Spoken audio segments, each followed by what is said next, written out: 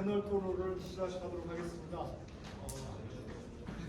청중들께서도 자리에 착석해 주시기 바랍니다.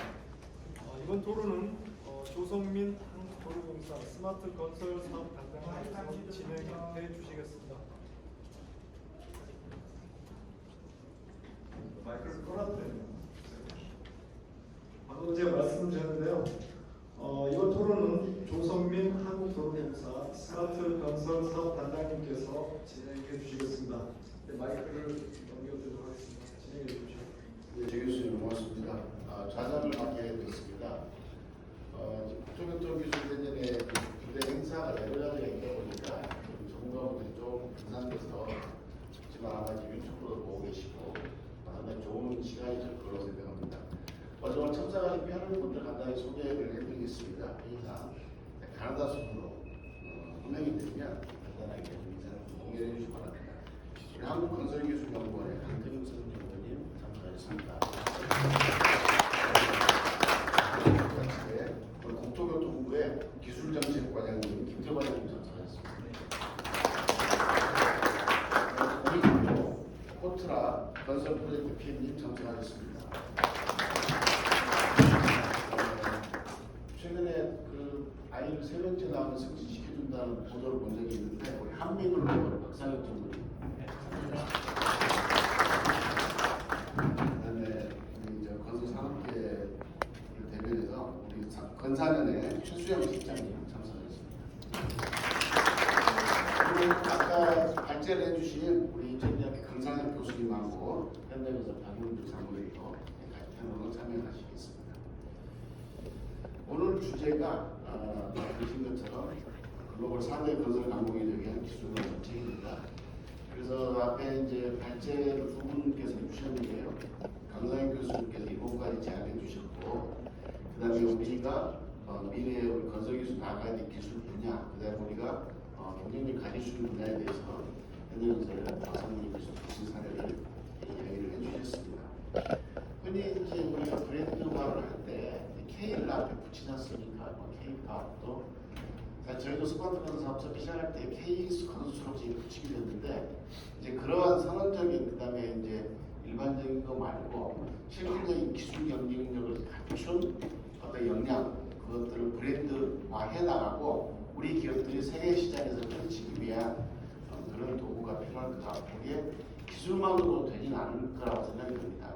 정책적, 제도적 수단이 같이 가야 되고 그 다음에 아까 해외와 국내를 좀 구별해서 이렇게 설명을 하시긴 했지만 어쨌든 그런 것들이 국내 시장에서 좀 단련되고 성숙되고 그런 트랙 레코드를 가지고 해외로 나가는 것도 좋겠다 이런 생각을 해봅니다.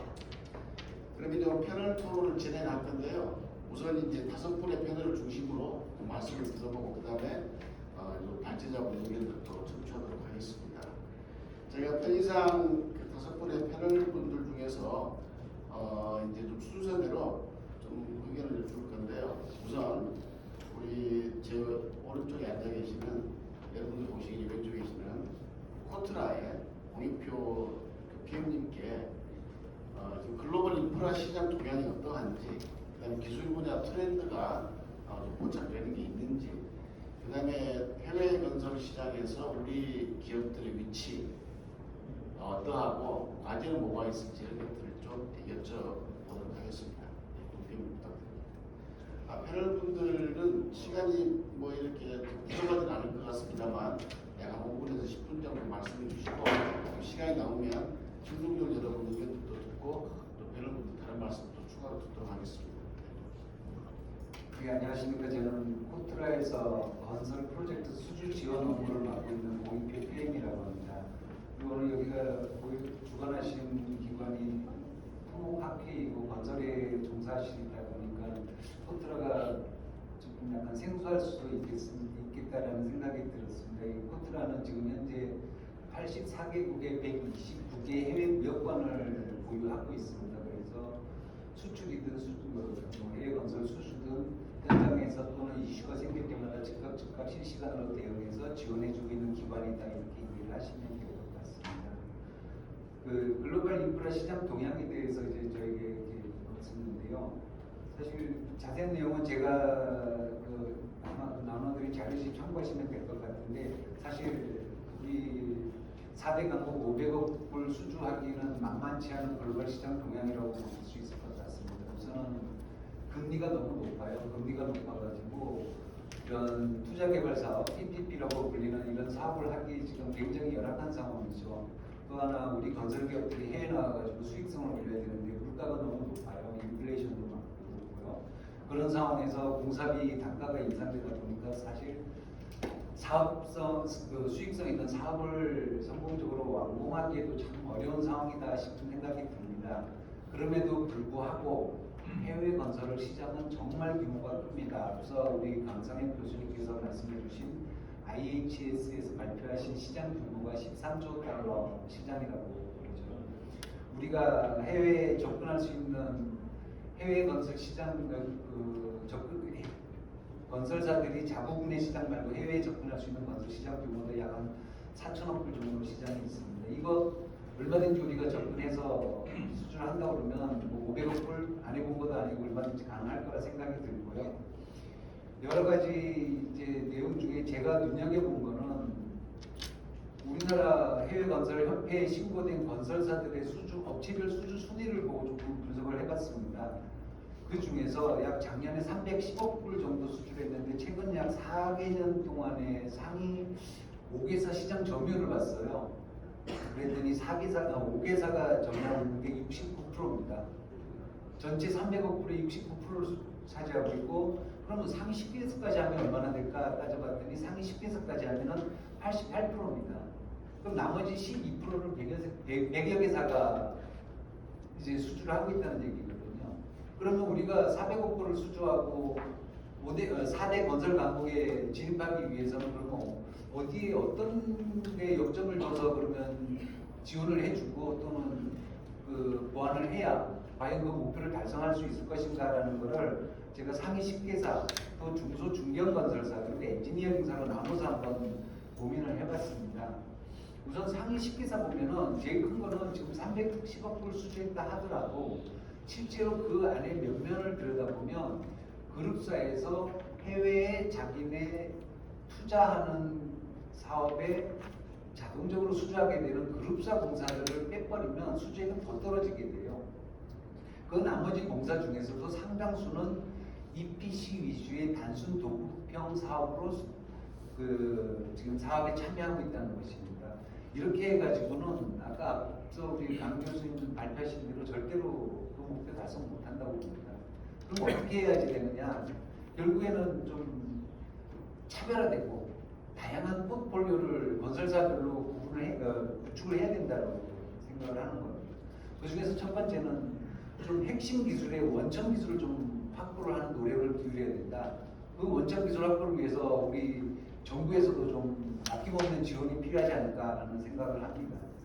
그렇게 해서 어떤 다양한 분야의 모든 밸류체인, 그 밸류체인을 하면은 기술 분야별로 발굴서부터 기획, 조사, 설계, 구매, 시공, 운영, 유지, 관리까지 전 생애 주기에서 우리 건설사가 그 밸류체인을 확보하고 그 중에서 어느 부분에서 수익을 창출할 것인가에 대한 고민을 해야 될 것 같습니다. 그렇다면 모든 기업들이 모든 분야, 모든 그 밸류체인을 다 완성할 수는 없거든요. 제가 제일 집중한 거는 그 중에서도 M&A 부분입니다. 약 30년 전 ENRG에 수주한 기업들의 규모와 우리나라 건설 규모, 그 다음에 30년이 흐른 지금 그때 그 기업들의 존재를 비교를 해봤더니 없어진 기업이 상당수 있고요. 그 중에서도 너무 기술에만 올인해서. 그 다음에 우리나라 건설사 같은 경우에는 거의 뭐 답보 또는 유지 상태 그 정도로 되고 있고요. 글로벌 탑10에 들어가는 업체들은 굉장히 많은 기업들이 M&A를 통해서 밸류체인을 확보하고 그 다음에 시장 다변화를 통해서 수주를 확대하고 이런 경향을 보이고 있습니다. 그런 측면에서 우리 10대 대기업 건설사들은 이런 원천 기술 확보 그리고 투자 M&A를 통한 밸류체인의 완성을 반드시 해내야 된다고 생각합니다.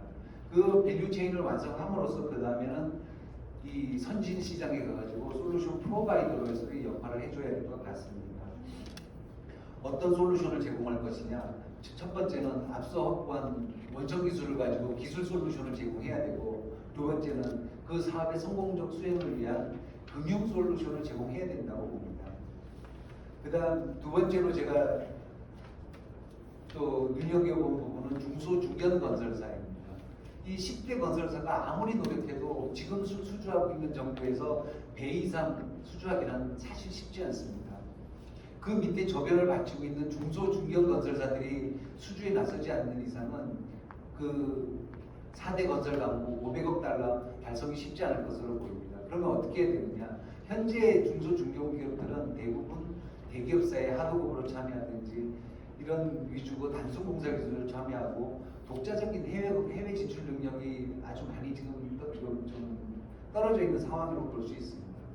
그러면 이런 기업들은 전문 분야를 파고 들어가는 게 저는 유효할 것이라고 보고 있습니다. 예를 들어서 제가 건설사 수주 22건까지 기업 몇몇을 봤는데 그중에 특이하게 한 기업이 눈에 띄는데요. 동아지질이라는 부산 소재 기업이 있습니다. 거기는 집안 쪽 터널 또는 뭐 이런 공사만 하면서 지금 우리나라 수주 상위 20개 사안에 매년 들고 있습니다. 그만큼 특수 분야 또는 전문 분야의 기술을 보유하고 있다 보면 충분히 세계 시장에서도 경쟁력을 갖출 수 있을 것이라고 봅니다. 또 하나는 MDB 즉 월드뱅크나 ADB 이런 MDB에서 발주하는 프로젝트 이런 것들은 아주 지금 굉장히 풍부한 자금을 확보하고 있거든요. 그런 확보된 자금 또 투명한 입찰 상대적으로 이런 프로젝트에 적극적으로 참여를 함으로써 실적을 확보하고 해외에서 사업을 수행할 수 있는 그런 수행 능력을 확보한다면 지금의 수주보다는 훨씬 더 폭발적인 그런 수주보를 올릴 수 있지 않을까라는 생각을 합니다. 마지막으로 엔지니어링사입니다. 지금 우리나라 엔지니어링사의 해외 수주하는 면면을 보면은 전부 돈 되는 거는 디테일 디자인 아니면 컨스트럭션, 슈퍼비전에 집중을 하고 있죠. 근데 이거는 해외에서 봤을 때 전부 이건 노동지답적인 산업이거든요. 그러면은 언제까지 이 인건비 싸움으로 해외 시장에서 경쟁을 할 것이냐는 거죠. 이 부분에서 만약에 인건비가 많이 들어가는 부분이 있으면 과감한 아웃소싱을 통해서 영어권 국가 개도국에 디자인 센터를 설립한다든지 해서 아웃소싱하는 방안을 제가 한번 고민을 해봤습니다.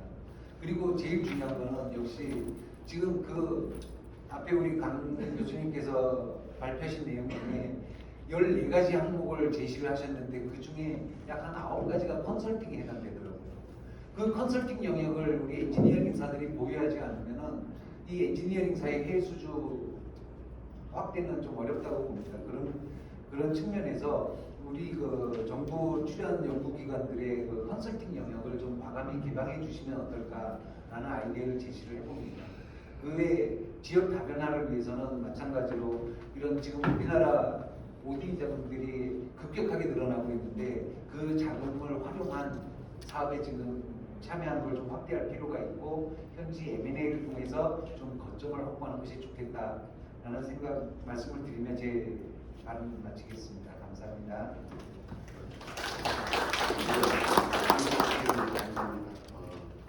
우리가 수주를 뭐 많이 하더라도 사실 수익성을 올리기 어려운 그룹사 공사 위주가 많고 EPC 다수도 여기를 한계를 지적해 주셨고요. 대안으로서 이제 모두에게 해당되겠지만 원천 기술을 확보해야 된다. 이게 이제 가치 사슬을 완성하는 차원이 돼야 되고, 그다음에 M&A 중요성 얘기했습니다. 사실 M&A가 해외 기업들은 굉장히 보편화돼 있죠. 그렇게 해서 이제 선진 시장에서 솔루션 제공자로서 역할을 하기 위해서 기술적인 측면, 금융에 대한 이야기를 강조하셨습니다. 중견건설사의 영향에 대해서도 전문 분야에 집중해야 되고 동환지 사례를 말씀하셨습니다. 그리고 이제 MDB들이 발표하는 각종 사업에 좀 적극 참여하면 좋겠다 이렇게 얘기하셨고요. 엔지니어링사 같은 경우는 현재 이제 노동집약적인 인건비 위주 사업을 좀 떠나서 컨설팅 역량을 확보하는 게 중요하고, 또 특이한 사업으로 이제 그러한 노동집약적인 부문은 개도국 대상으로 디자인 센터 이런 거 말씀하셨습니다. 예, 감사드립니다. 다음으로 우리 한국건설기술연구원에서 부서전 기계부 소장 오랫동안 역임하시는 강태경 박사님으로부터 우리 글로벌 시장을 선도하는 나라들은 그럼 도대체 어떻게 하고 있는지 그 사례 같은 게 있는지 아니면 시사점들 그런 차원에서 우리 정부와 산업계 어떤 과제를 가져야 될지 이런 내용을 좀 부탁드리겠습니다. 예, 건설기술연구원 강태경입니다. 오늘 주제가 플래카드 붙어 있는 걸 보면 4대 강국 이렇게 되어 있습니다. 숫자가 보이길래 저 4대 강국이 뭐지를 좀 추적을 해본 거예요. ENR이라고 미국 좀 폄훼하면 잡지사가 있죠. 거기서 매출이 많은, 그것도 이제 자국내에서 매출 말고 글로벌 시장에서 매출이 많은 250개사의 매출을 집계해서 랭킹을 발표를 하는 게 있고요. 국가별로 그룹핑을 해보면 1등이 중국입니다. 중국이고 그 다음에 스페인, 미국, 프랑스, 미국, 그 다음에 대한민국이 5번째로 되어 있습니다.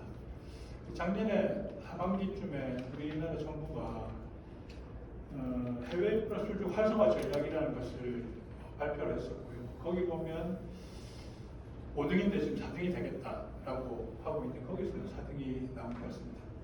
근데 아시다시피 옛날 데이터가 계량 데이터라서 좀 인용하기는 참 좋은데 한계도 좀 많이 있습니다. 예를 들면 이런 겁니다. 지금 2022년 기준으로 하면 미국이 4등이고 우리나라가 미국 바로 다음이었는데요. 2011년도에는 미국이 우리보다 미쳤어요. 그때는 우리가 미국보다 벌써 강국이었느냐 이런 생각을 해볼 수 있다는 좀 불안정한 데이터라는 측면 하나 말씀드리고, 두 번째로는 시공 중심이다, 일시 중심이다 이렇게 이야기를 하고 있는데 극명하게 ENR이 발표하는 또 다른 자료를 보면 디자인 폼 225개를 집계해서 발표하고 있는 게 있습니다.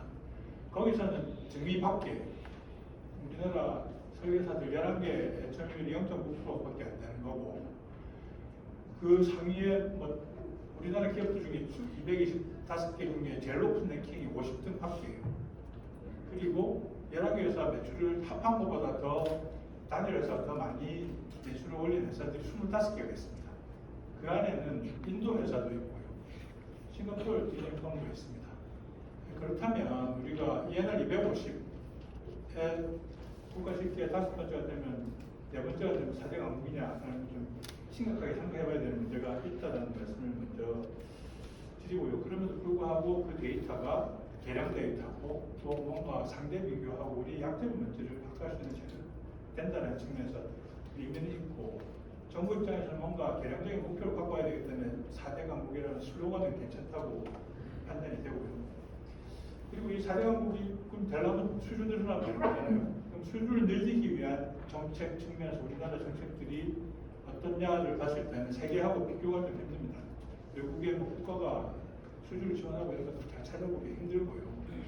아까 말씀드린 작년 하반기에 발표된 인프라 수주 활성화 전략상에 대부분의 것들이 다루고 있습니다. 수주 역량을 집계한다. 예를 들면 국가별 맞춤 지원을 하겠다.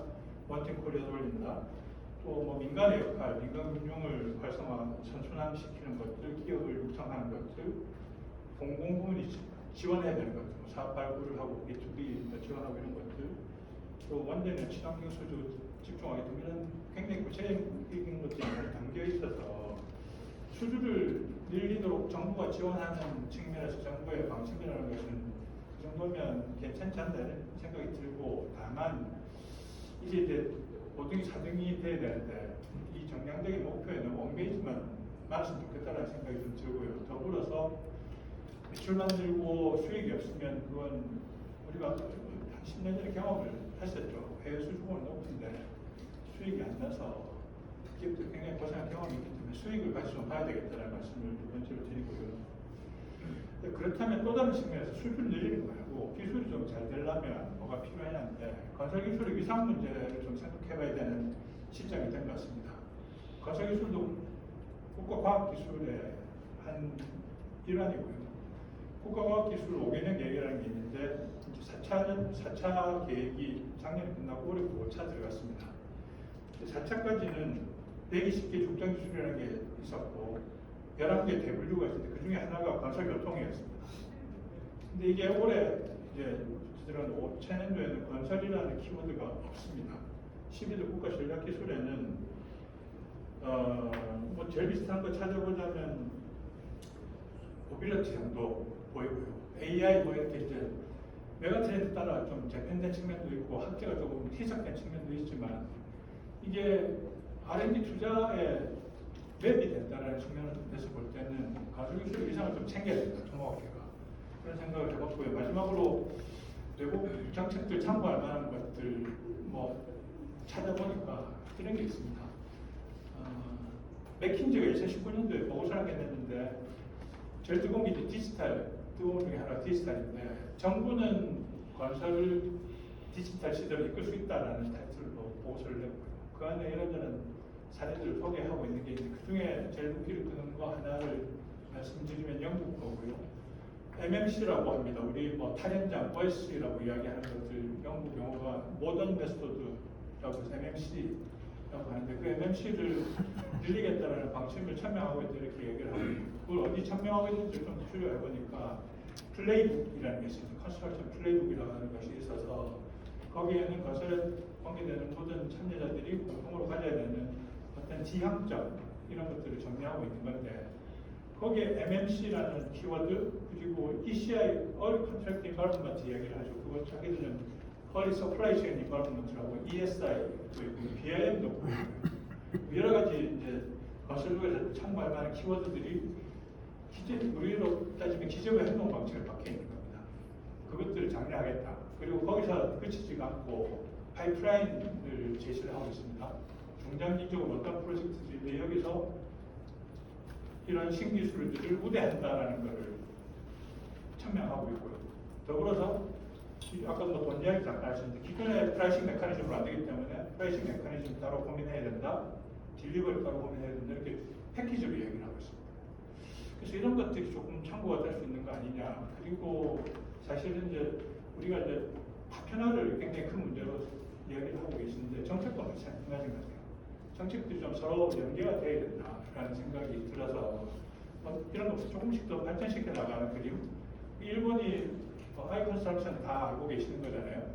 근데 일본 디지털청이라는 게 생기면서 작년에 인프라 분야의 디지털 트랜스포메이션 액션 플랜 이런 게 만들어집니다. 그걸 보면 하이컨스트럭션의 현장 생산성을 올리는 거고 그 주변 환경을 더 디지털로 고도하겠다는 걸 담아서 정책이 더 적극 발전하는 것을 볼 수 있거든요. 이런 쪽으로 조금 참고를 해서 우리도 이미 많은 정책들을 좋은 정책들을 갖고 있는데 이게 조금 더 명확한 시그널을 함께 제공을 하고 나중에 거기에 맞춰서 준비할 수 있는 그런 체계가 좀 필요하지 않나 이런 생각을 해봤습니다. 이상입니다. 네, 강원사님 고맙습니다. 우리가 이제 ENR을 많이 인용을 하죠 여러 가지로. 근데 이제 시공사 같은 경우는 뭐 계량수리 중심이다 보니까 좀 한계가 있다는 거죠. 그다음에 설계에서 엔지니어링 분야가 이제 두개로 되어 있다는 게 사실 좀 뼈아픈 현실을 지적해 주셨고요. 사대강국 교육원 슬로건 아래에서 수주 증대가 필수적이긴 하나 반드시 수익성에 대한 문제를 봐야 되겠다. 그러니까 수주를 많이 하더라도 수익이 남지 않은 게 사실은 좋은 장사라고 보기 어렵겠죠. 우리 전반적인 정책은 뭐 제법 양호하다고 말씀을 해주셨고요. 상대적으로 이제 다른 나라들 같은 경우 국가적으로 해외 수주를 지원하고는 사실은 드물고 우리나라가 이제 사실 잘하고 있다고 볼 수 있는데 일본 같은 경우도 꽤 그런 면에서 상당히 비슷하다고 보여지겠습니다. 건설기술이 국가과학기술 차원에서 좀 다뤄져야 되는데 사실 저도 많이 느끼고 있는데 뭐 스마트 건설 이렇게 부분되고 있지만 건설기술의 카테고리를 가지고는 국가적인 과학기술 범주에 자꾸 어디에서 빠지는 그런 아쉬운 것 말씀해 주셨습니다. 그러기 위해서는 이 독도 같은 우리 건설 주관부서뿐만 아니라 재정이라든지 제도를 다루는 정부 부처 참여도 필요하지 않을까 이런 생각을 해보고 있고요. 맥킨지 보고서를 인용하셔서 영국사를 이야기하셨습니다. 영국은 사실은 BIM도 그렇지만 이 디지털을 다른 SOC 분야 활용함으로써 굉장히 체계화되어 있는 것들을 저도 많이 보고 있습니다. 최근에 이제 마무리가 됐는데 디지털 빌트 브리튼 그런 것에 바탕으로 해서 SOC의 어떤 디지털화 촉진하는데 주관 부서가 보면은 경제 쪽이나 그다음에 법과 관련된 이런 내각 부서 참여하는 걸 저도 봤습니다. 일본의 아이컨스트럭션, 우리 이제 스마트건설 성공과 비슷한데 아이컨스트럭션과 디지털청, 사실 일본이 디지털 분야에 있어서는 굉장히 떨어져 있었죠. 스가 총리 시절에 디지털청을 만들었고 지금 아이컨스트럭션은 우리 스마트건설보다 일찍 추진되는 그런 사례 이야기해 주셨습니다. 네, 고맙습니다. 네, 그럼 다음으로는 우리 건설산업연구원의 최수영 실장님께 제가 우리 건설산업계 입장에서 우리 건설기업의 그런 실질적인 경쟁력 실태는 좀 어떠한지, 그다음에 아마 이제 산업계 특히 기업 입장에서 여러 사람들이 또 있을 겁니다. 우리가 기업에 대한 요구사항들을 앞에서 말씀 많이 해주셨는데 그런 면에서 어떤 가지고 과제라든지 정부의 요청사 그런 걸 부탁드리겠습니다. 네, 안녕하십니까. 저는 건설산업연구원의 최수영입니다. 저는 우리 건설 기업의 이제 경쟁력 실패와 변호사는 그리고 정부의 지원 방안에 대해서 제가 잠깐 고민한 것들을 좀 말씀드리려고 하는데요. 먼저 앞서 토론자분들께서 너무 많은 내용을 설명해 주셔가지고요. 반복되는 내용을 최대한 빼고 간략하게 설명드리도록 하겠습니다. 먼저 우리 건설 산업의 경쟁력은 이제 제가 찾아보니까 세계 기관에서 발표하는 자료를 좀 참고할 수 있을 것 같은데요. 먼저 이제 카이아에서 발표하는 국토교통 기술 분석에서 이제 기술 수준을 이제 2년 단위로 발표를 하고 있고요. 그리고 바로 이제 건설기술연구원에서 건설산업 글로벌 경쟁력 종합평가라는 것을 발표를 했었고요. 그리고 앞서 많은 토론자분들께서 이미 언급해 주신 이제 ENR 이제 국가별 건설기업 해외 매출액을 통해서 이제 글로벌 건설산업의 경쟁력을 좀 비교를 해볼 수 있을 것 같습니다. 먼저 2021년 국토교통 기술 분석에 따르면 국토교통 분야의 세계 최고 기술 보유국은 이제 미국이고요. 이제 미국을 100%로 봤을 때 이제 우리나라의 국토교통 기술 수준은 약 85% 정도, 그리고 미국과의 기술 격차는 약 3.1년 정도 차이가 나는 것으로 조사가 되었습니다. 그리고 이제 건축, 도시, 이제 플랜트를 다 포함하는 이제 국토 분야의 기술 수준은 이제 미국의 우리나라가 한 82.5% 정도 수준으로 평가가 됐고요. 이제 미국과의 국토 분야의 기술 격차는 4.1년으로 교통 분야보다는 좀 더 큰 것으로 이렇게 조사가 되었습니다. 그리고 좀 이제 시간이 흐르긴 했지만 이제 17년도에 건설산업 글로벌 경쟁력 종합평가 결과에 따르면 우리 건설산업의 글로벌 경쟁력은 이제 조사된 20개국 중에서 9위로 평가가 됐고요. 세부 지표별로는 설계 경쟁력이 13위로 좀 낮았고 건설 제도 분야도 12위로 좀 취약한 것으로 그렇게 조사가 된 바가 있었습니다. 그리고 앞서 소장님께서 많이 설명해 주신 이제 ENR 21년 22년 국가별 건설기업 해외 매출액을 보면 이제 국내 시공기업은 전 세계 이제 OECD 점유율을 기록한 반면 이제 국내 이제 설계 엔지니어링은 해외 매출액 기준으로는 한 13위 정도 그렇게 이제 시장 점유율을 기록했습니다. 그래서 좀 이제 우리나라 건설 산업의 이제 경쟁력을 좀 종합해 보면 기술 수준은 이제 미국 최고 기술 보유국인 미국의 80%를 약간 밑도는 수준으로 볼 수 있을 것 같고요.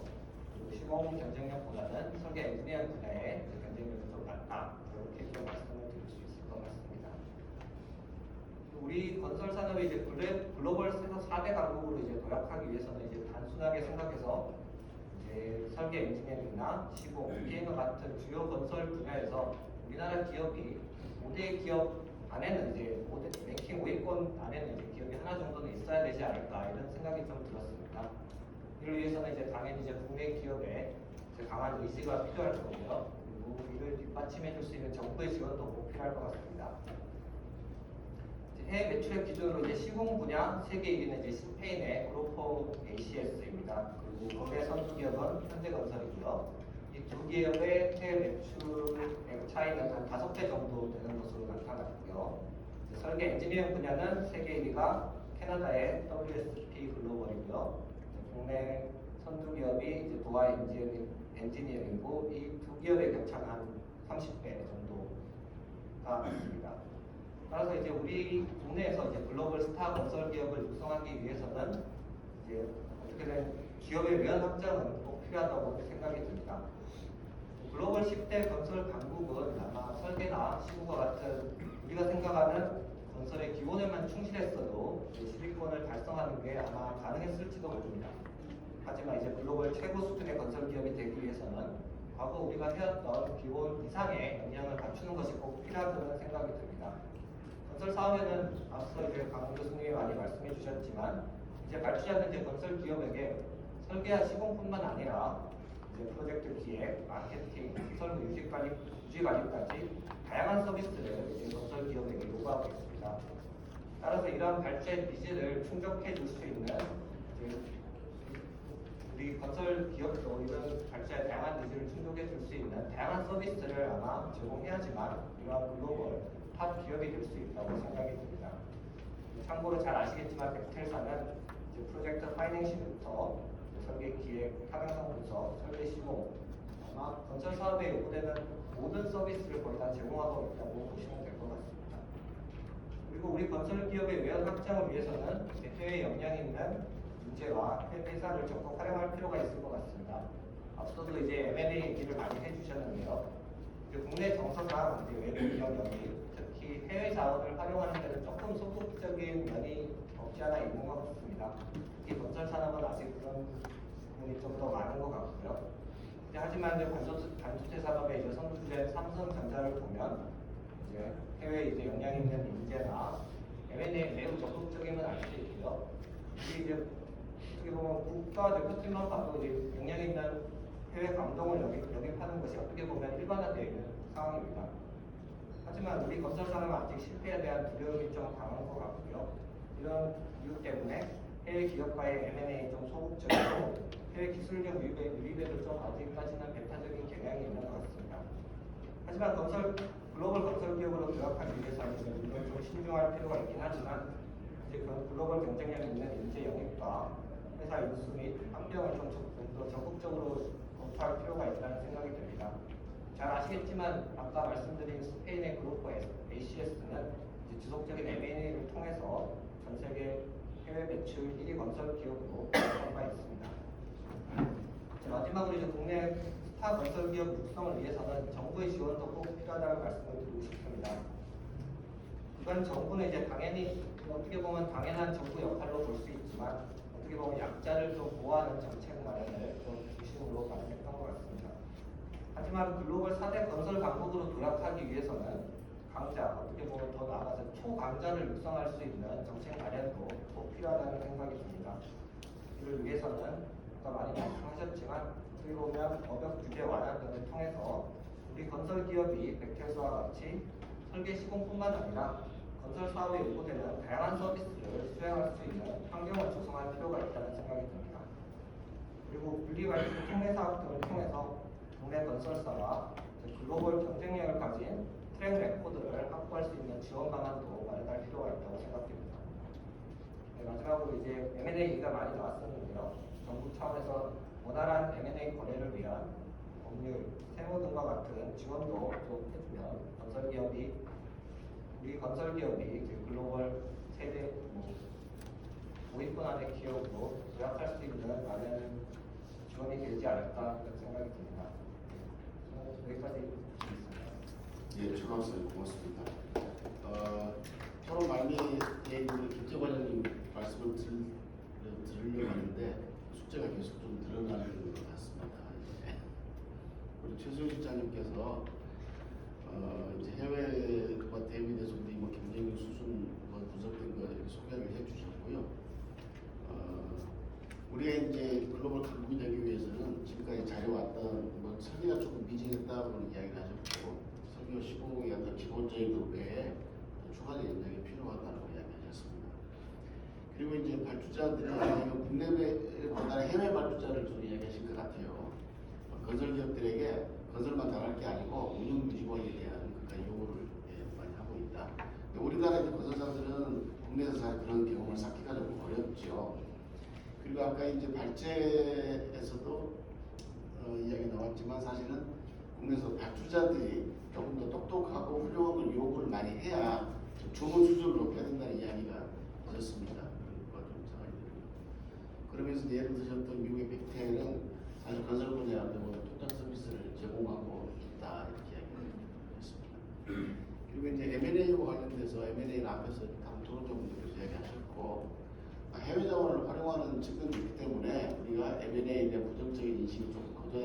것이다 이렇게 이야기를 하셨습니다.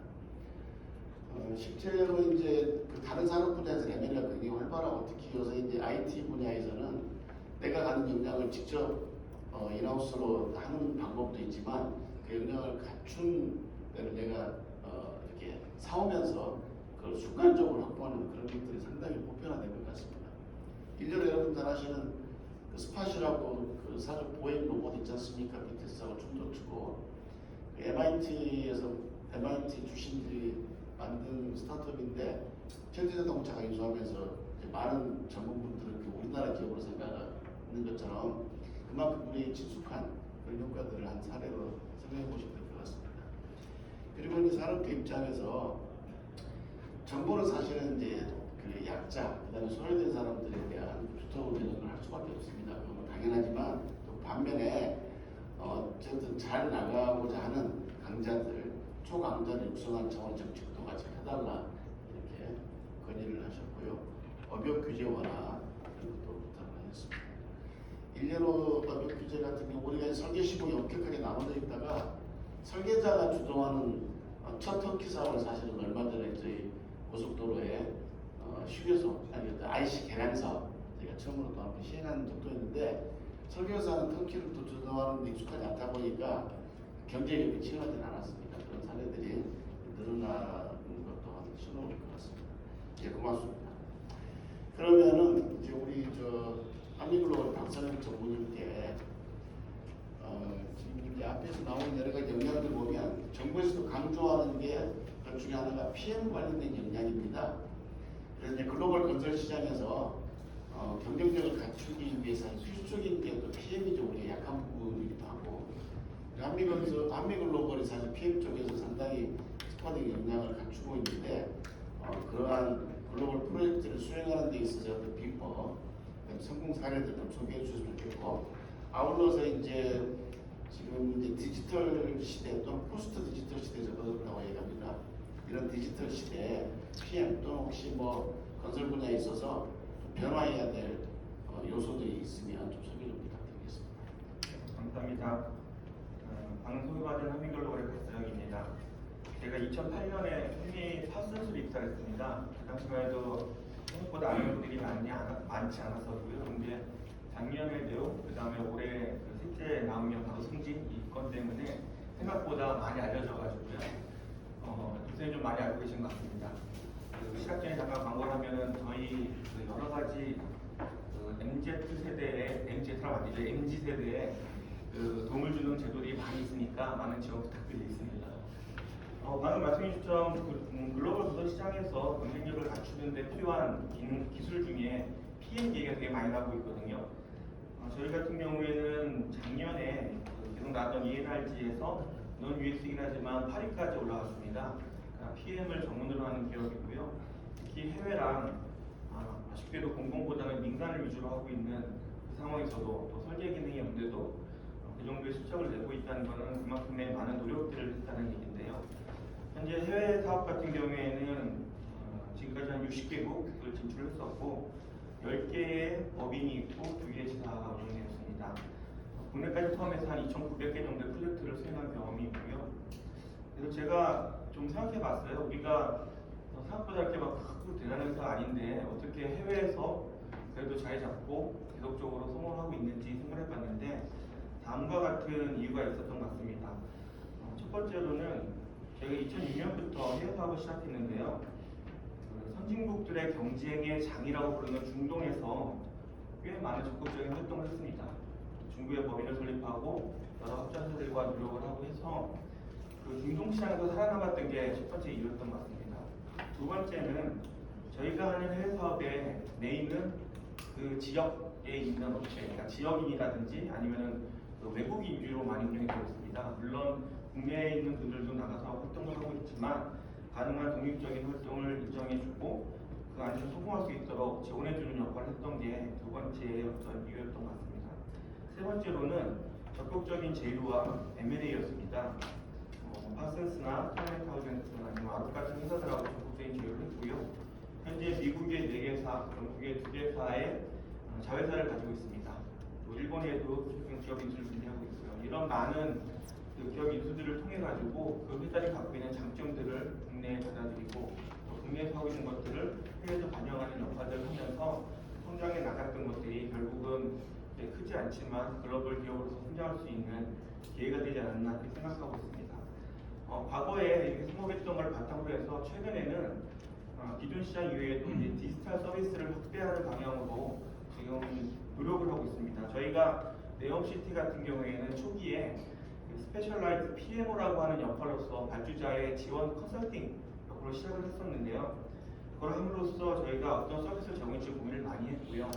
결국은 그 많은 프로젝트가 동시에 움직이기 때문에 그 자산 관리가 되게 중요했습니다. 그래서 어셋 관리하고 그 자산들에 대한 스케줄 관리 그리고 그때 발생 가능한 리스크 관리를 하나의 그 모니터링할 수 있는 시스템을 개발을 했고요. 그걸 통해서 네옴의 프로젝트가 진행이 되었고 그 시스템을 개발한 거에서 멈추지 않고 대시보드화했습니다. 대시보드를 만든 것 같고 프로젝트를 운영할 수 있도록 발주자를 지원해 줬고요.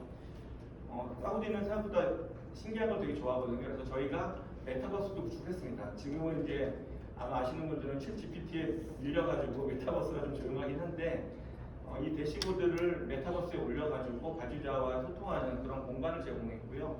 현재는 지금 이제 완전히 시스템이 마이그레이션 돼서 제가 볼 수는 없지만 운영이 되는 걸로 알고 있고 벡텔이 전체 PM인데요. 이런 벡텔도 그곳에다 자료를 올려놓고 발주자와 소통하는 것으로 알고 있습니다.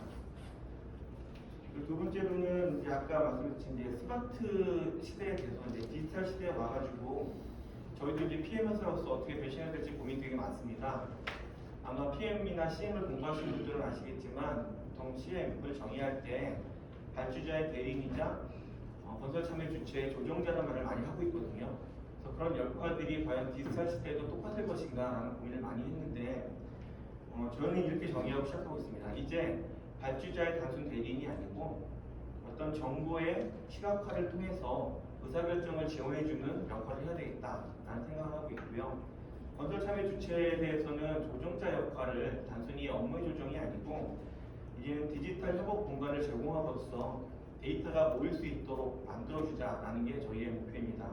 결국 이런 디지털 협업 공간에 모인 데이터를 분석하고 시각화해서 발주자가 올바른 의사결정을 할 수 있도록 전문적인 지식을 제공해 주는 게 디지털 시대의 PM의 역할이 아닌가라고 생각하고 있고요. 그런 기반이 되는 게 저희는 CD라는 표현을 쓰고 있습니다. 과거에 PMIS라는 것이 어떤 문서를 전자화해서 운영할 수 있는 하나의 단열된 시스템이라고 하면 CD라고 하는 것은 각 주체가 발생한 정보들을 함께 운영해서 원하는 결과를 만들어낼 수 있는 그런 환경을 만들어주는 거라고 생각을 하고 있습니다. 최근에 저희 이제 해외 자회사와 그다음에 그러니까 자회사는 아까 말씀드린 외국인 중심의 회사들이죠. 그리고 저희 법인을 대상으로 설문조사를 했어요. 디지털 시대에 이런 기술을 도입할 건데 어떤 형식이면 좋겠냐, 뭐가 필요하냐라고 물어봤는데 분명하게 갈렸습니다. 해외 자회사에서는 우리들이 하고 있는 각각의 업무들을 제공해 줄 수 있는 툴과 그 데이터를 관리할 수 있는 환경이 필요하다라고 답변을 했고요. 또 법인에 있는 한국인 분들은 빨리 PMIS 만들어줘, 그거 갖고 일해야지 않으면 일을 못하겠어라고 얘기를 하시더라고요. 분명히 차이가 있는 것은 이제 디지털을 접하는 어떤 시각의 차이도 있었고요. 또 하나의 차이는 해외는 그래서 코스트 업무를 한다든지 아니면 스케줄 업무를 했을 때 그것을 지원해 줄 수 있는 그러니까 그 업무를 프로세스를 반영해 주는 툴들이 존재하는데 국내는 아직 그렇지 못한 것 같습니다. 개별 기능에 대한 소프트들이 좀 충분하지 않고요.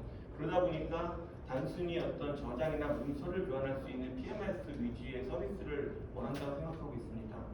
이제 국내도 PM이 하는 서비스는 각 참여주체들이 그런 다양한 툴들을 통해서 데이터를 생성하게 만들어주는 것이고요. PM은 그 데이터를 가지고 가치 있는 정보를 뽑아내는 게 앞으로의 디지털 시대의 PM의 역할이 아닐까 그렇게 생각하고 있고 그런 방향으로 저희는 지속적으로 그 역할이나 기능을 변화해 나가고 있습니다. 예, 감사합니다. 예, 박정민 고맙습니다. 한미글로벌이 글로벌 PM 시장의 성공의 사례 세 가지를 뽑아주셨습니다. 우선 중동 시장을 적극적으로 공략해서 성공 사례를 만들었다. 그렇죠. 그다음에 해외 사업을 할 때 현지 인력, 현지 자원을 최대한 활용했다는 말씀이죠. 사실 중국 회사도 이런 건 조금 반대 입장이고, 그다음에 적극적인 제휴, M&A 얘기가 좀 오늘 많이 나오고 있습니다. 이런 거 비교로 이야기해 주셨습니다. 그리고 이제 또 추가적으로 디지털 서비스를 확대해가고 있다. 그래서 어떤 한미글로벌이 만들었던 메타버스 기반의 대시보드 이렇게 소개를 해주셨고, 네옴에서 활용한 사례들도 이야기를 해주셨습니다. 그리고 향후에 이제 디지털 시대에서도 필요로 요구되는 역량에 대해서는 어떤 그 CD라고 이야기하셨는데 커먼 데이터 인바이먼트, 그러니까 공통 정보 환경이 이렇게 번영할 수 있는데, 우리가 건설 참여하는 이해관계자들이 데이터를 다 공유하는 어떤 공통의 환경을 가지자는 겁니다. 그러면 교육화가 돼야 되고, 데이터 흘러가는 어떤 흐름에 대해서 공유가 되고, 그게 가능한 플랫폼을 또 가지고 있어야 됩니다. 사실 쉬운 숙제는 아닌데 그걸 강조를 많이 해주셨습니다. 그런 걸 바탕으로 발주자의 PM으로도 서비스를 확대 나갈 수 있고, 사실 그 분야는 조금 더 육성을 잘하면 우리나라가 정말 잘할 수 있는 분야로 생각이 되고, 아마 이게 저작업체 사견입니다만 SOC 같은 경우는 아까 PMI에서도 이야기하셨지만 대부분의 시스템들이 발주자가 요구하는 중심으로 돌아가는 거니까 발주자가 동참을 해야 됩니다. 개별 설계나 시공사뿐만 아니라 발주자 시스템이 연동되지 않으면 기업들끼리 굉장히 많은 플랫폼과 서비스가 이용되더라도 발주자에서 다시 소리를 들고 가야 되는, 그래서 발주자가 그것들을 리드하고 주문할 수 있는 그런 기능이 더 중요할 걸로 생각이 됩니다. 네, 말씀 감사드립니다. 이제 우리 국토부의 김태호 기술원장과장님 말씀을 이제 듣고자 하는데, 그 전에 말씀하시기 전에 우리 발제자로 참여하신 우리 강 교수님하고 우리 박윤주 선생님 혹시 뭐 코멘트 하실 말씀 추가로 있으시면 지금 좀 시간을 좀 드리겠습니다. 우리 박윤주 선생님은 어떠십니까? 예, 알겠습니다.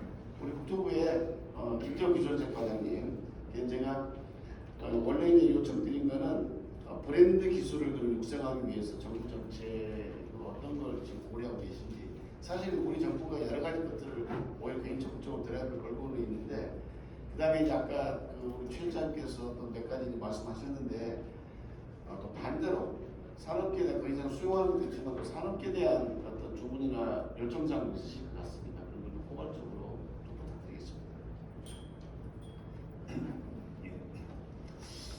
제가 이제 이 업무를 맡은 지 이제 2달이 채 안 돼가지고 많은 깊이는 아니고, 그렇지만 이제 커리어 동안 이 언저리에서 이제 일을 했기 때문에 관련 경험도 있고, 그래서 이제 저희가 하는 거 말씀드리면 너무 딱딱하고 재미없을 것 같고, 이제 좀 토론회 다니니까 제 경험 좀 섞어서 제 생각과, 그러면 이제 정부가 어떻게 이해나갈 건지에 대해서 좀 설명을 드리도록 하겠습니다. 그래서 오늘 이 자리에 오기 위해서 이제 저도 나름대로 이제 자료를 좀 뒤져보니까, 우리나라 이제 GDP에서 건설업이 차지하는 비중이 15%, 한때는 이제 20%를 넘었더라고요. 근데 이제 20%가 오히려 정상적이 아닌 상황이었고, 15%도 OECD 비교하면 여전히 높다. 그러면 이제 주요 선진국들은 한 11, 12. 그러면은 결국은 시장의 공급이 과잉이고, 그 말은 구조조정의 필요성이 있다는 거죠. 그렇지만 이제 아시겠지만 경기에 따라서 이제 건설 투자도 이제 오르락내리락 하면서 이제 반복되는 양상이고, 최근에 이제 전체적으로 이제 스탁이 많아지면서 유지 보수는 조금씩 증가 추세이고, 근데 이제 평균 임금을 보니까 이것도 좀 놀랍더라고요. 건설업 평균 임금이 340만 원. 근데 이제 산업 전체 423만 원이고, 제조업은 457만 원이고, 아주 좀 상당히 갭이 커요. 이러다 보니까 이제 시세대들이 이미 이 시장에 대해서 어떤 희망을 가질까 뭐 그런 부분이 있는 거고요. 그래서 이제 기술자들이 노령화되고 외국인 노동자들이 증가되고 그다음에 산업 전체 생산성은 낮은 상태로 계속 정체되어 왔던 상황입니다. 그 상황에서 이제 우리가 그나마 이제 좀 돌파구를 찾으려고 해외 건설을 이제 많이 외치고 나갔는데 해외 건설이 우리가 70년대 뭐 이때 할 때 해외 건설하고 지금 해외 건설의 수익 구조나 뭐 여러 가지 부분이 똑같으냐 하면 다르거든요. 그러면 이제 지금은 예전에는 수주를 하면 뭐 우리나라 노동자들까지 갔기 때문에 인건비까지 해서 상당 부분 우리나라에 그 수익이 들어왔다 그러면 지금은 글로벌하게 협업 구조도 있고 그래서 보통 보면 단순 그라운드 워크는 중국 회사한테 또 하청 주고 뭐 플랜트를 보자면 아주 이제 첨단 기술을 요하는 핵심 설비는 또 설계나 제작이나 이건 다 일본 아니면 또 유럽 선진국에서 이제 핵심 설비는 제작하고 중간에 이제 그걸 조립하고 관리하고 이제 이런 부분 그러면 이제 과연 이제 우리한테 그 수주 금액에서 어느 정도가 이제 우리한테 오는지 그런 부분에 대해서는 이제 별도 아직 관리는 안 하고 있습니다. 어떻게 보면 그게 불편한 진실일 수도 있고 외형적으로는 옛날하고 같이 관리를 하지만 과연 이제 실질적으로 우리한테 효과가 그 정도인가? 그렇지만 이제 여러 가지 국내에서 너무 이제 또 경쟁이 심하고 그다음에 이제 국내에서의 어떤 생산 구조, 이익 구조가 이제 거의 한계에 있다 보니까 그나마 이제 해외에서라도 뭔가 좀 돌파구를 찾고자 하는 건설업의 이제 현실이라고 보고 있습니다. 그래서 이제 중요한 건 이제 뭐 건설업이 이제 뭐 기술이나 뭐 이게 고만고만해지면서 이제 결국은 다른 데서의 건설업을 인식하는 거는 비용으로 인식하고 있거든요. 그럼 비용으로 인식되는 순간에서는 뭐 우리가 아무런 노력을 해도 이 틀을 깨기가 상당히 좀 어려운 거 아닌가. 근데 저는 정말 이제 뭐 글로벌 선도업체들은 아까 말씀하신 것처럼 솔루션 프로바이더거든요.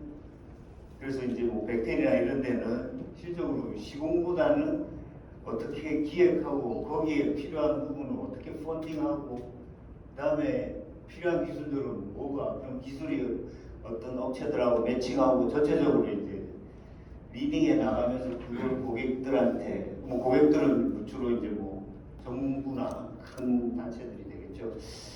그래서 이제 그러고 이제 해외 건설에서 우리가 이제 숫자상으로 많이 성숙했다고 해서 이제 그 다음 벽을 뛰어넘을 수 있을 것이냐. 제가 이제 그 중남미에서 이제 주재가를 하면서 이제 봤을 때 스페인 업체들이 1위라고 했잖아요.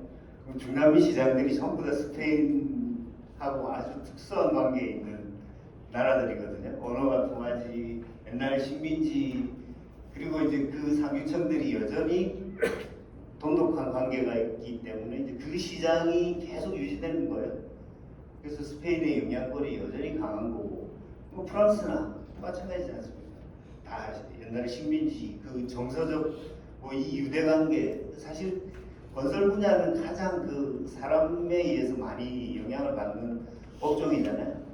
그럼 이제 정치적인 의사결정도 따르고 이제 그럴 경우에 그 어떤 문화적, 정서적 그 유대 관계를 비집고 들어가기에는 정말 쉽지 않다. 그래서 이제 그런 부분에 대해서 정말 우리도 이제 조금 진지하게 좀 바라봐야 되고 뭐 그런 부분을 좀 메이크업하기 위해서 적극적인 M&A에 대해서 전략적으로 나서는 부분은 상당히 좀 의미가 있겠다.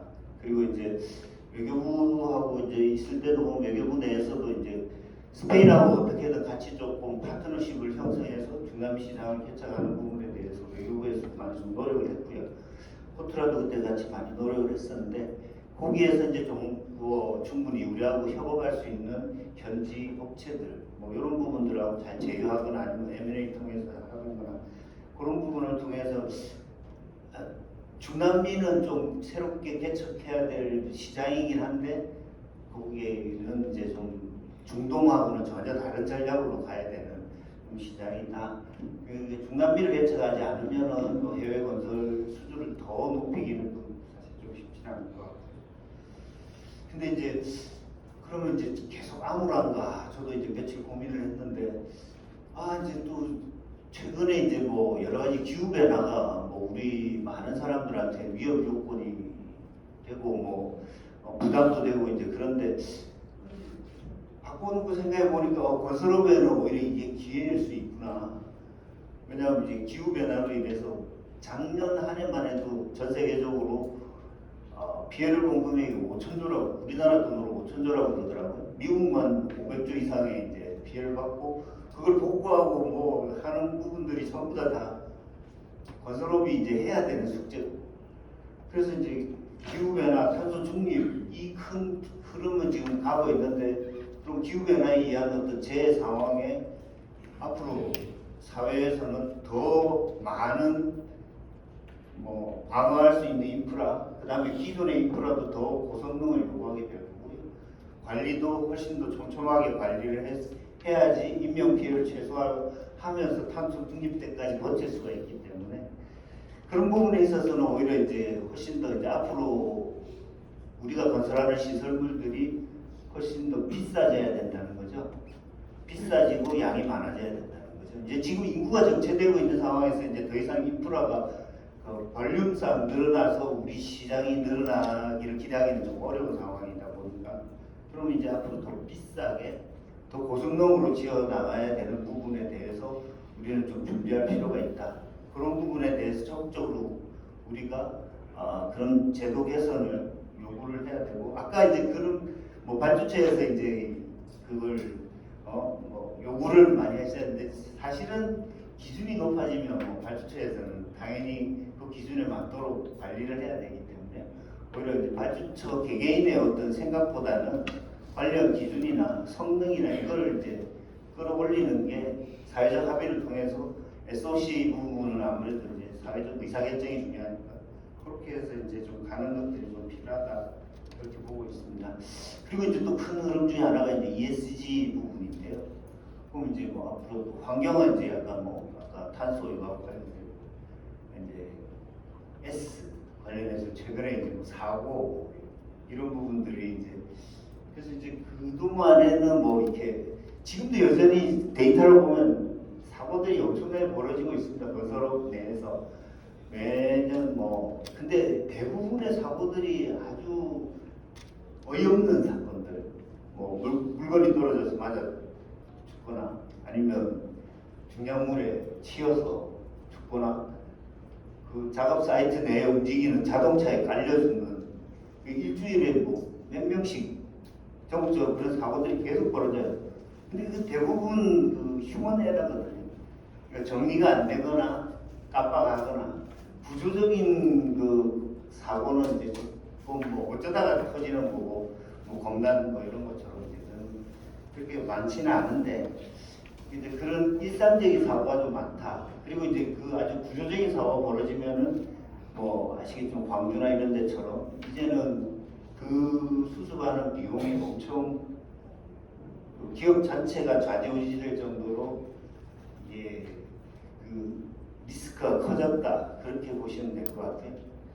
그래서 이제 그런 부분에 대해서 이제 더 관리를 철저히 하고 휴먼에라도 줄이기 위해서 어떤 노력을 해야 되나 이제 그런 측면에서 이제 정부에서도 그나마 이제 체질 개선 그다음에 이제 새롭게 나아가면서 뭐 부가가치를 높이는 노력 그리고 이제 어차피 우리 사회가 탄소 중립에 대해서 더 많은 비용을 지출해야 되는데 그 증가분을 조금이라도 낮추려면 건설업이 좀 더 효율적이고 생산적이고 체질 개선을 해야 되겠다. 그래서 이제 저희가 브랜드화한 부분이 이제 스마트 건설 해가지고 이제 4차 산업 뭐 빅데이터 이제 뭐 가장 최첨단 기술들을 지금 다 도입했다고 이제 크게 하는 이제 깔아놨고요. 근데 이제 이 부분이 플랫폼적인 성격들이 많다 보니까 속도는 생각보다 이게 쉽지 않습니다. 전체 다 확산이 돼야 되는 부분들이 있다고.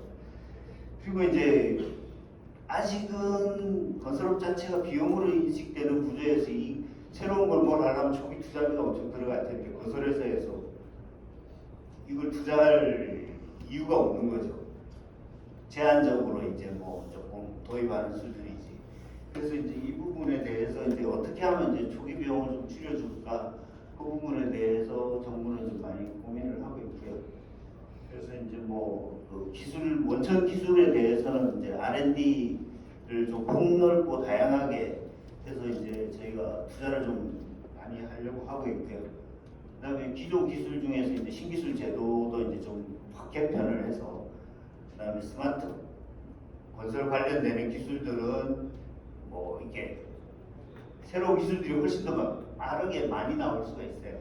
그런 부분에 대해서 그런 혁신형이라는 모델을 통해서 조금 권장하고 잘 받아줄 수 있게끔 하고, 그리고 발주처나 사회에서 필요한 기술에 대해서 공모형 뭐 이런 것도 저희가 좀 해보려고 하고 있습니다. 그래서 기본적으로는 뭐 전체적으로 뭐 실패에 대한 좀 두려움을 좀 낮춘 상황에서 더 많이 좀 시도할 수 있는 분위기를 좀 만들어주고요.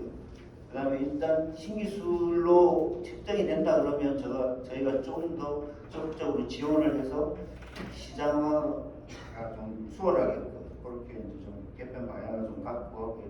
그 다음에 뭐 저희가 일산에 공기원에 이제 스마트 건설 지원센터 있는데 거기 이제 인큐베이팅 업체들 유치해가지고 지금 열심히 좀 하고는 있는데 이 부분을 좀 전국적으로 좀 확산을 해서 주요 이제 광역시 레벨에서도 이런 시설들이 있어서 지역에서도 좀 그 아이디어가 있고 이런 분들이 건설업과 융합돼서 이제 새로운 좀 시도를 많이 할 수 있는 분위기를 좀 만들어 보려고 하고 있습니다.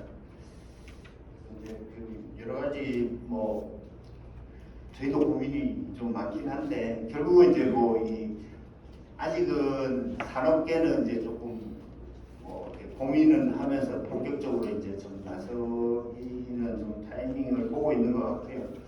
그래서 이제 뭐 학회에서 이렇게 또 열심히 또 이렇게 자리를 마련해 주시고 분위기를 형성해 주시니까 저희 뭐 담당 업무를 하고 있는 과장 입장에서 상당히 감사하다고 말씀을 좀 드리겠습니다. 그리고 이제 뭐 아까 전체적으로 뭐 말씀하셨던 부분들 중에서 저희도 이제 뭐 정부 내에서도 이제 건설업이 이 과정에서만 지금 머물러 있으니까 이제 결국은 이제 비용으로서 이제 벗어날 수 없는 한계에서 있는데 그 연관되는 프로세스상 앞부분이 됐든 뒷부분이 됐든 그걸 합치면은 또 부가가치가 나올 수 있는 영역들은 분명히 있다.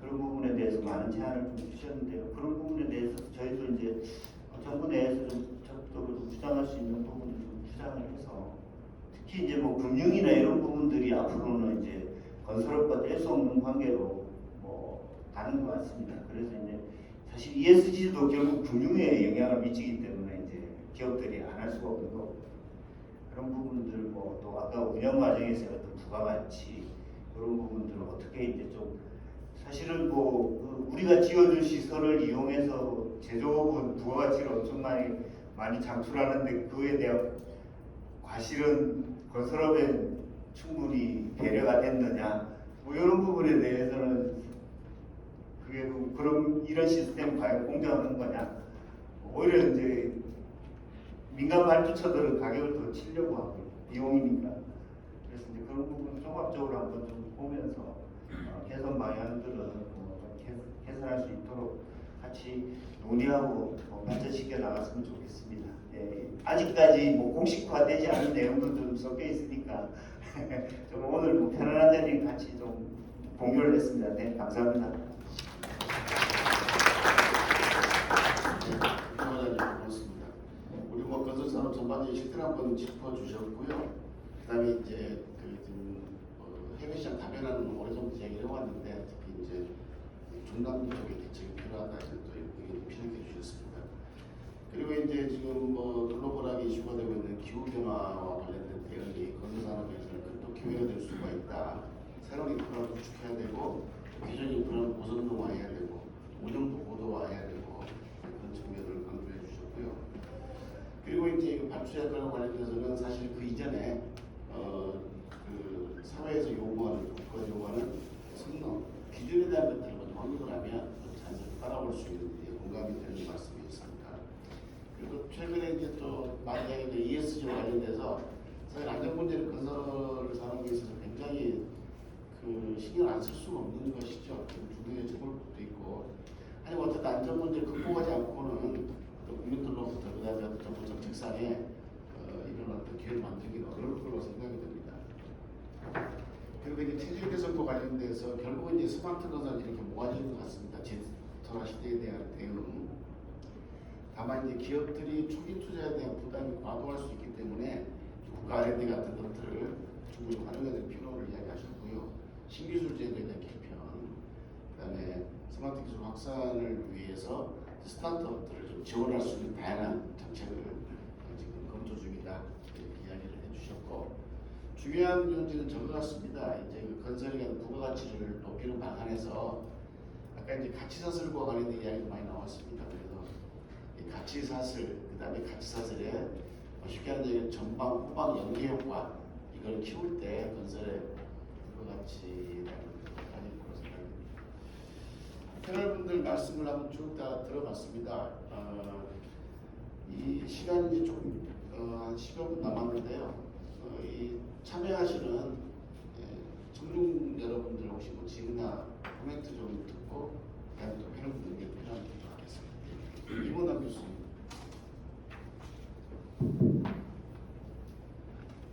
예, 제가 건의를 좀 했으면 좋겠는데 오늘 토론하시는 분들이 G4에 대한 정의를 확실하게 좀 내려야 될 것 같아요.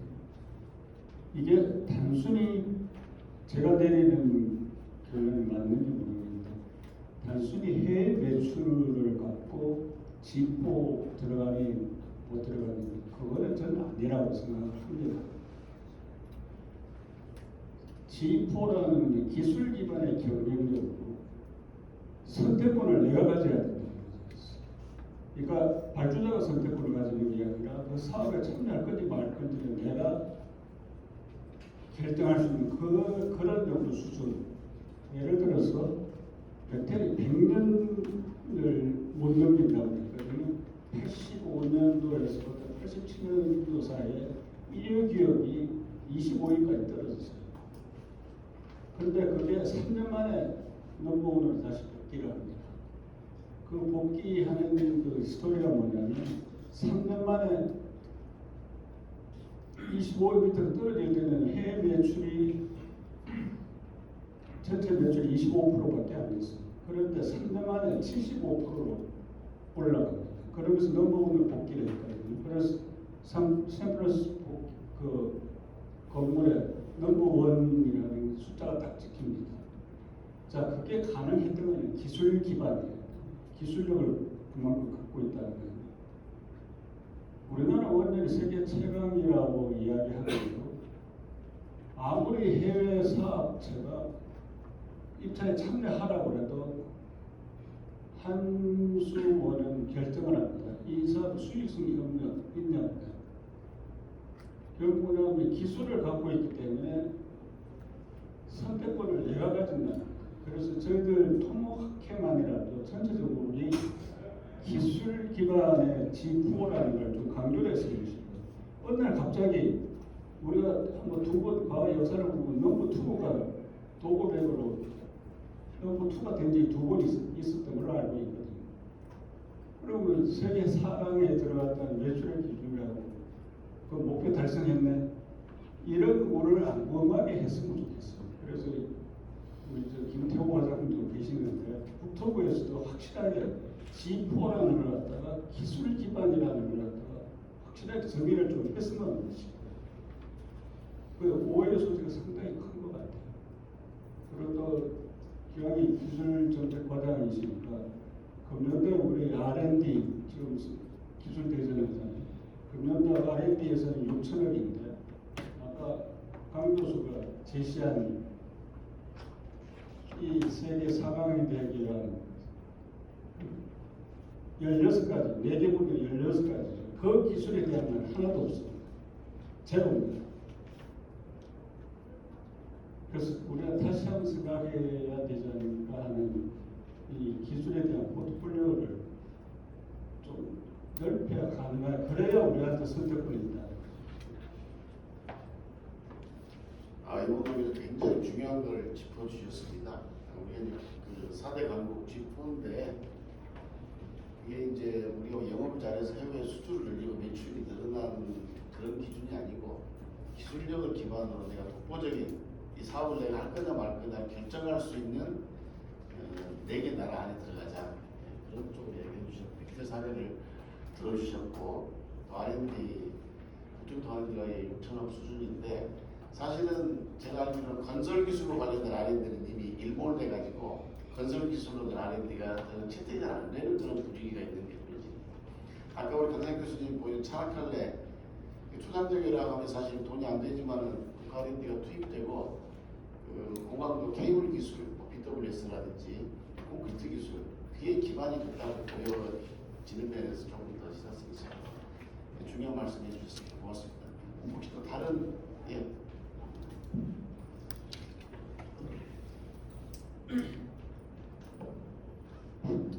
안녕하세요. 저는 그 반디 컨설턴트 조충영 사람입니다. 오늘 그 강상혁 교수님이 그 이야기하셨던 그 찬학관의 물질이라든지 우리 박영준 상무님이 이야기했던 제3 보스포러스를 그 입찰 설계도 했었고 CC 설계도 했었습니다. 그리고 또 그 박상혁 전무님이 PMC 이야기하시는데 국내 최초로 해외에서 도로공사하고 같이 해서 브루나이의 그 PMC 브리지의 그 PMC를 하면서 굉장히 고생을 많이 해서 누구보다도 그 설계사 입장에서는 해외의 ODA 사업이 아니라 실질적으로 밖에 나가서 많은 어려움을 갖고 일을 하면서 느꼈던 부분을 오늘 그 글로벌 4대 건설 강국이 되기 위한 기술과 정책의 아까 한 부분, 그리고 기술에 대한 한 부분에 대해서 좀 제 개인적인 소회 내지는 그 의견을 좀 말씀드릴까 합니다. 그 먼저 그 정책 부분에 있어서는 그동안에 많은 정권이 그 바뀌면서 글로벌 그 건설 선진화 정책이라든지 많은 논란이 있어 왔지만 항상 시작은 창대했지만 끝은 용두사미가 되고 말았었습니다.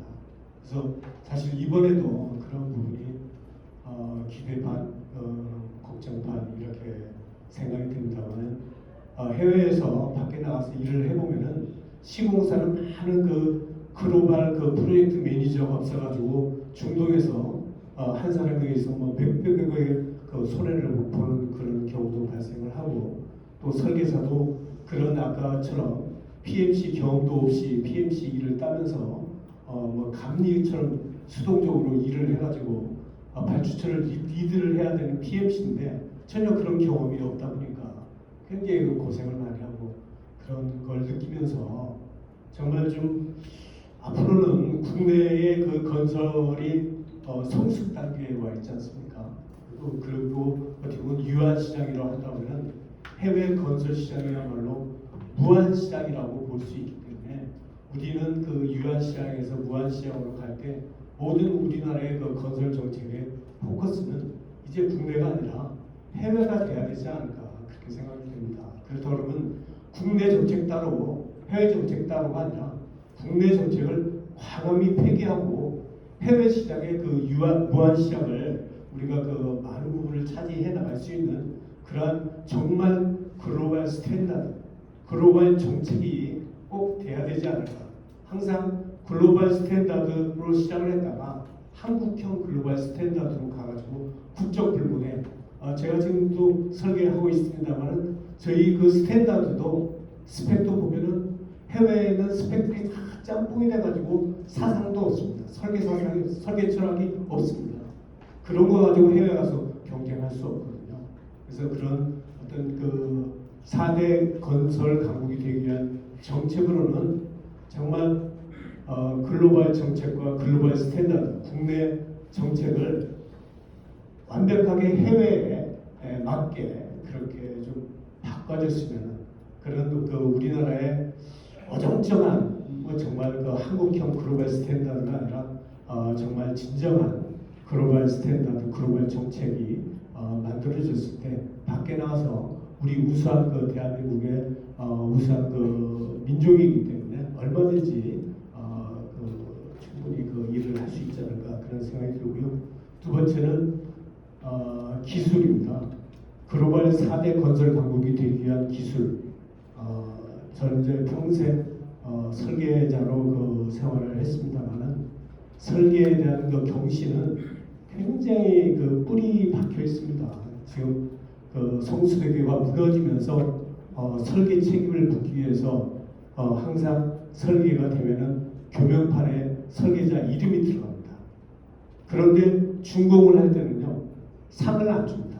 설계자한테 책임은 묻습니다. 항상 준공할 때 가면은 감리자하고 시공사하고 상을 주지만 설계자는 상을 주지 않습니다. 교명판에만 거기에 이름이 들어가고 처벌을 하는데 그런 상황입니다. 그러면서 무슨 그 저희가 그 창조형 그 인재가 나오겠습니까? 지금 서울대 얼마 전에 그 김세식 교수가 그런 얘기를 했습니다.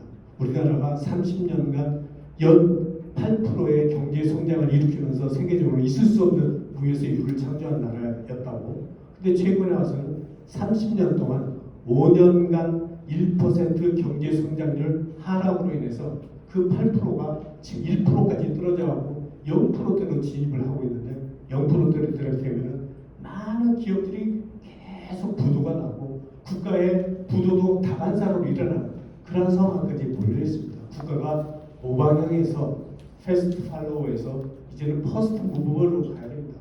그러면은 이런 그 창조형 기술 이런 이런 그 기술이 굉장히 우대받는 그런 그 분위기가 돼야 될 것 같고요. 그 중에서 특별하게 부탁드리고 싶은 거는 ODA 사업 중에서 저희가 보통 그 평균 한 2천억 정도의 그 공사비를 상대로 해서 ODA 사업을 하는데 일본 같은데 그 자이카 쪽을 보면은 참 부러운 게 마스터 플랜을 굉장히 많이 합니다.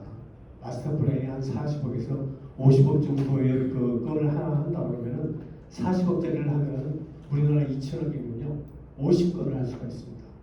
그러면 그 마스터 플랜이라는 것은 예를 들어서 필리핀에다가 브릿지에 대한 빌드의 그 섬의 모든 그 전 국토에 대한 그 연육도교에 대한 마스터 플랜 그 용역을 한단 말이죠. 40억을 주고 그러면은 그 40억이 그냥 40억으로 끝나지 않습니다.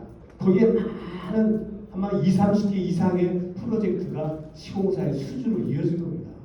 아까 그 후방, 전방을 이야기했는데 이처럼 전방 쪽에서 굉장히 저희가 선투자를 할수록 후방의 효과는 굉장히 크다고 볼 수가 있습니다. 그래서 반드시 저는 꼭 느끼는 것 중에 하나가 자이카에 그 보면은 각 나라별로 각 주요한 부분에 마스터 플랜을 다 자기들이 갖고서 앞으로 일어날 프로젝트에 대한 걸 다 준비를 하고 그러는데 저희도 그런 마스터 플랜 속에서 가장 그 사업이 좋을 만한 사업을 카인드를 통해서 PPP 사업을 한다든지 아니면 그때부터 저희가 뭐 EPC를 우리의 그 구매에 맞게 붙여나간다든지 그런 걸 앞단에서부터 준비를 해야 되지 않을까.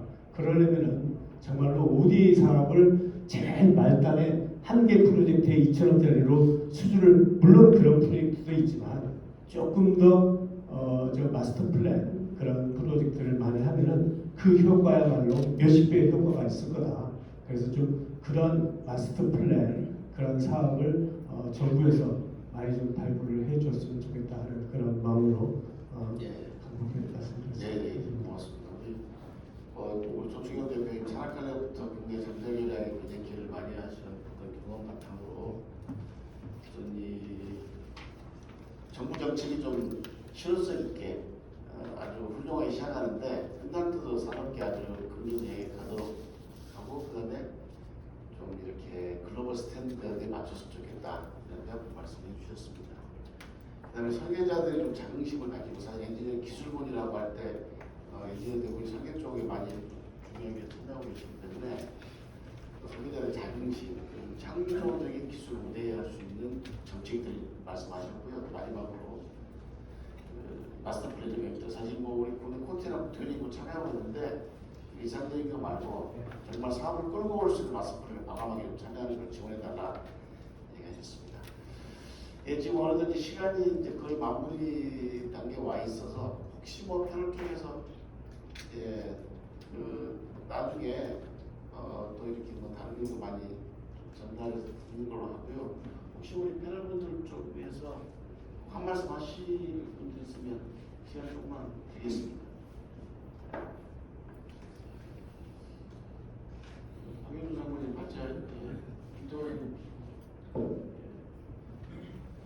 알겠습니다. 오늘 저희 대한토목학교 제34회 건설정책 포럼 참여해 주신 온라인으로 지금 시청하는 회원님들과 건설주분들 감사드리고요. 오늘 글로벌 4대 강국이 되기 위한 기술과 정책, 일단 기술이 굉장히 중요하고 기술로 저희가 돼야 되겠다 이렇게 이제 결론을 질 수가 있겠고, 그거를 지원하고 육성할 수 있는 정책적 노력도 굉장히 중요하다 이렇게. 오늘 키워드들 중에 몇 가지 보면 특이한 키워드들이 이제 M&A와 관련되고 있었고요. 그다음에 디지털과 관련 또 스마트 건설. 사실 스마트 건설 시장이 향후의 전체 건설 시장의 10에서 20% 정도를 차지할 거다. 그러면 거의 2조 달러 육박할 거로 예상이 되고 있습니다. 그 시장으로 선정해야 될 것 같고, 오늘 말씀하신 여러 가지 것들을 이제 도모학교에서도 잘 정리해서 그들과 공유하고 정부라든지 산업계와 공유할 수 있도록 노력하겠습니다. 오늘 감사드립니다.